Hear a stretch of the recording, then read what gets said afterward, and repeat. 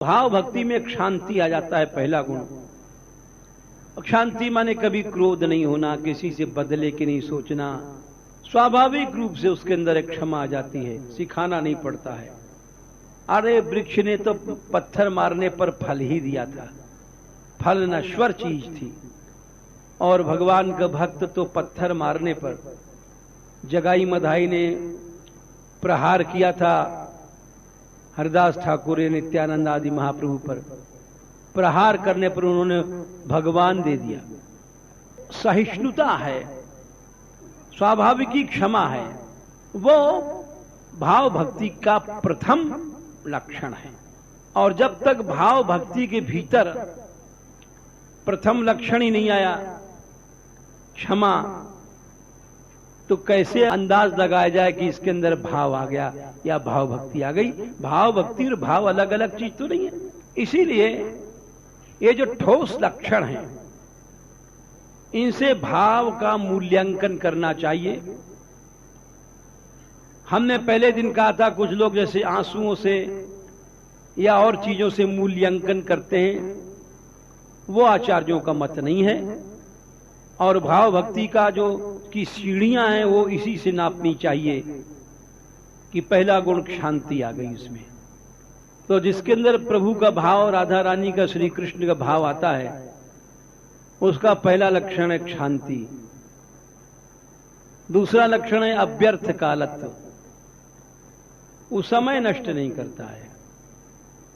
इधर से उधर बातें करना, संसारी कामों में लगे रहना, ये सब जिसके अंदर भाव है वो नहीं करता है। और हम कहते हैं हम प्रभु के बड़े भाव भक्त हैं, भावुक हैं, और दिन रात मनुष्य उसी मिट्टी का संग्रह कर रहा है, साधु बनने के बाद भी देखा जाता है, और उसी के लिए जीवन नष्ट करता है। जो चीज साथ नहीं जानी है, छूट के ही रह जाएगी।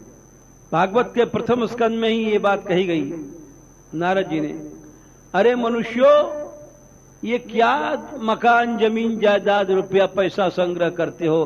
क्या ये तुम्हारे साथ आज किसी के साथ एक कुछ गया है?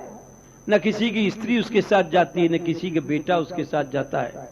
उस चीज को इकट्ठा करो जो साथ जाती और तुमको आज तक कभी मिली नहीं। अगर मिली होती तो तुम्हारे साथ रहती। भगवान की प्राप्ति एक बार होती है और सदा के लिए होती है। नारद जी कहते हैं, तस्यैव हेतु प्रयते तो कोविदो। समझदार कौन है? वो प्रयत्न मतलब 24 घंटा जो साधन करता है, कोशिश करता है। तस्यैव हेतु प्रयते तो कोविदो। जो कोविद है वो अपना प्रयत्न किस बात के लिए करता है? न लभ्यते यद भ्रमताम ऊपर यदः, जो आज तक हमको मिली नहीं। हम इंद्र बन चुके हैं, भोग मिल चुका है, हजारों अप्सराएं मिल चुकी हैं, तीनों लोक के राजा बन चुके हैं, क्या क्या नहीं बने, गधे भी बने, कुत्ते भी बने, इंद्र भी बने, लेकिन आज तक जो कुछ बने वो साथ नहीं रहा। साथ रहने वाली चीज आज तक हम लोग नहीं पा सके। नारद जी कहते हैं, तस्यैव हेतु प्रयते तो कोविदो न लभ्यते यद भ्रमताम ऊपर यदः। ऊपर के लोकों में नहीं मिलती और यहां भी नहीं मिलती है, नीचे भी। बोले भोग और पैसा तो बिना कोशिश के मिलते हैं। तल लभ्यते दुखवद अन्यथा सुखम कालेन सर्वत्र गभीर रंभसा। काल का बड़ा वेग है, एक क्षण में करोड़पति खाकपति बन जाता है और खाकपति करोड़पति बन जाता है। इसलिए इसके लिए प्रयत्न नहीं करना चाहिए। प्रयत्न तो करना चाहिए उन श्री हरि के चरणों के लिए, उनकी भक्ति के लिए। तो अव्यर्थ कालत्व जब भाव आता है तो एक क्षण भी नष्ट नहीं करता है, वो दिन रात उसी के लिए लगा रहता है जो आज तक कभी चीज मिली नहीं। शांति अव्यर्थ कालत्वम। तीसरा लक्षण है विरक्ति। विरक्ति माने बाहर से कपड़ा बदलना नहीं है। विरक्ति माने होता है यहां से ब्रह्मलोक तक के सुखों की इच्छा, राग नहीं रहे मन में, उसको विरक्ति कहते हैं। विरक्ति का अर्थ बहुत बड़ा अर्थ है, केवल राग होना ही नहीं है। भागवत महात्म्य में सबसे पहले कहा गया विरक्ति क्या चीज है? बोले देहे स्थिमांसी रुधिरे भीमतिम त्यजत्वम जाया सुतादिषु सदा ममताम विमुंच पश्यानिशम जगदिदम क्षण भंग निष्ठम वैराग्य राग रसिको भव भक्ति निष्ठा। वैराग्य है ये कैसे पता पड़े? बोले पहले इस शरीर में अहंता मिट जाती है।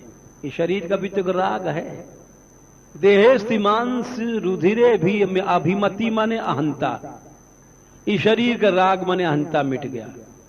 उसके बाद जाया सुतादिशु, ये स्त्री है पुत्रादि, इसमें मेरापन ममता है, ये भी नहीं हो जाना। ये राग का ही लड़का है ममता। ये सब जब हट जाती हैं, मैं और मेरा हट गया, पश्यानिशम, एक क्षण में ही नष्ट हो जाए सारा संसार। जगदिदम क्षण भंग निष्ठम, एक क्षण में नष्ट होने वाला सारा संसार। ऐसा जब विचार रहता है तो उसको विरक्ति कहते हैं। वैराग्य राग रसिको भव भक्ति निष्ठा। तो इसीलिए उस इन चीजों में जिसका मन ही नहीं जाए, उसको समझो उसके अंदर भाव आया है।